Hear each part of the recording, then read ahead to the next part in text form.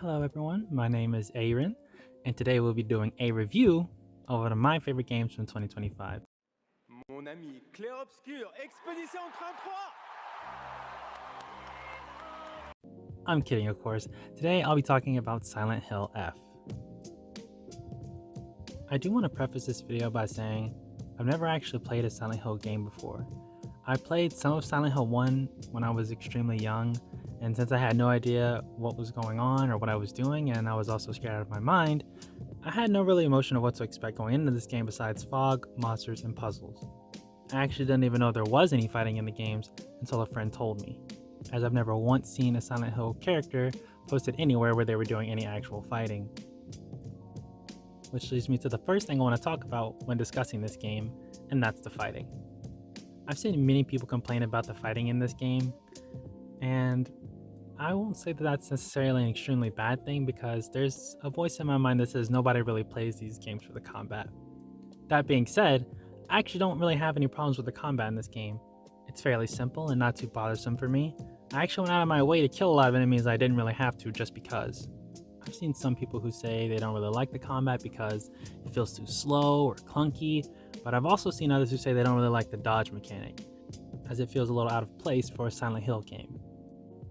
Which complaints I personally don't agree with, but I do understand when people say the game is a little bit too easy on story difficulty, as I never died on my first playthrough except for during the chase sequence. Never once during a boss fight or while fighting regular enemies.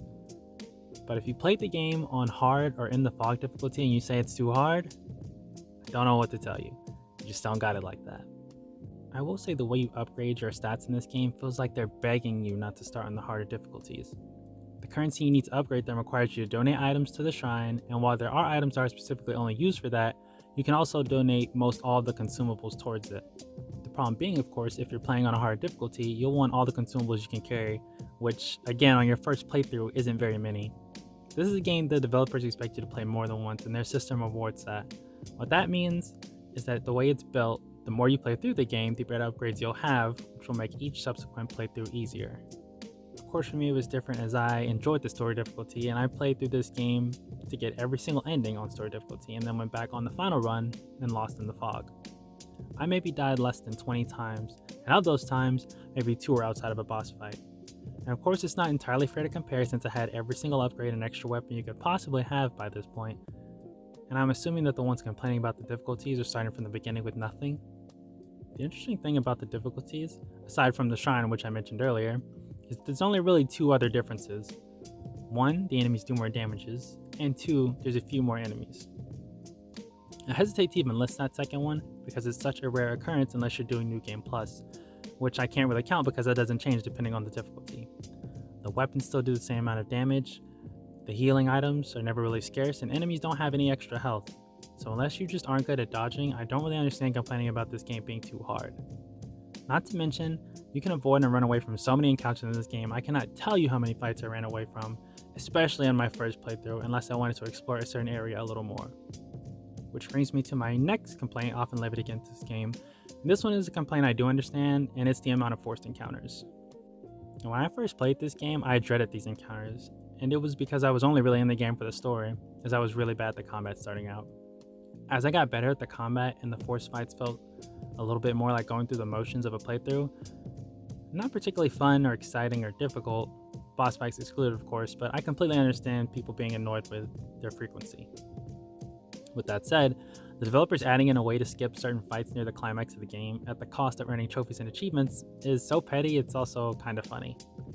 It's also funny because the fights, even the forced ones near the end, are most important as dialogue and notes change depending on the ending you're going for. I don't really have anything else to say about the encounters. Let's talk about the reason I couldn't put down this game, and that's the story.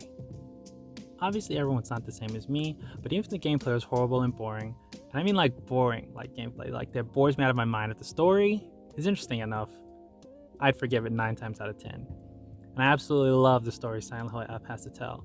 There's a decent amount of characters, and while you might feel like they're hardly around, the game manages to balance out their screen time in a way that makes me equally interested in all of them, even the ones I'm not the biggest fan of. I can't even hate any of the characters. There's just so much to learn about and be interested in with them. I wanted to learn everything about everything in this game. I was quadruple checking rooms and areas after clearing them out by the second playthrough, and I was almost always rewarded for doing so.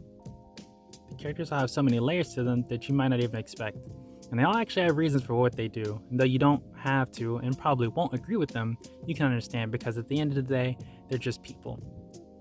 I don't want to delve too much into the story in this video because it really is a trip, and every playthrough where you unlock more and more of it piece by piece is just so addicting. I could not pull myself off this game for quite some time until I saw the ending and 100%ed it. And it's rare I do that for any game. The way this story is laid out, it drip feeds you just enough information to try and figure it all out, and keeps you following along, itching for the next bit of information that will help you solve it all. Another thing I love about this game is the overall atmosphere of the town and the dark shrine combined with the enemy. The game completely immerses you in this environment, and the soundtrack perfectly complements it. My only real gripe I will say is that some of the monster designs are a little repetitive or underused, while others are perfect and I can't get over them. I glanced over them when mentioning the characters, but the performances in this game are also amazing, especially when it comes to the main character Hinako. There's truly some scenes that are hard to watch because you really feel the hell that these characters are being put through from their performance. I just hope this video can inspire some of you to check out this masterpiece of a game. It's very dear to me and absolutely deserves all the praise it gets. I give this game a 10 out of 10. Hopefully you enjoyed this video, and I'll see you next time.